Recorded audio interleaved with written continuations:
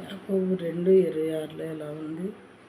ప్రాణం లేని శరీరం ఎలాగో మృతము, అలాగే క్రియలు లేని విశ్వాసమును మృతము. ప్రాణము లేని శరీరం ఎలాగో మృతము. ప్రాణం లేనటువంటి శరీరాన్ని మనం ఏమంటాము? చనిపోయిన డెడ్ బాడీ అంటాము.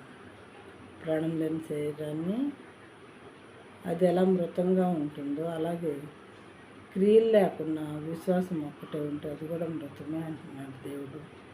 కొంతమంది నేను దేవుడిని నమ్ముకున్నాను కదా, నేను ఇంట్లో కూర్చుంటాను అని అనుకుంటాము.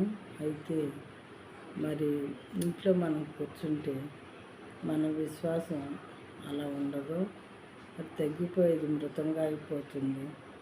మరి మందిరానికి వెళ్ళటం, దేవుని బిడ్డలతో కలిసి వాక్యాన్ని చర్చించుకోవటం, వాక్యం వినటం డైలీ, ఇలాంటి పనులు చేస్తూ ఉన్నట్లయితే మరి ప్రాణం లేని శరీరం ఎలాగ మృతమో అలా క్రియలు లేని విశ్వాసమును మృతము అవ్వకుండా ఉంటుంది.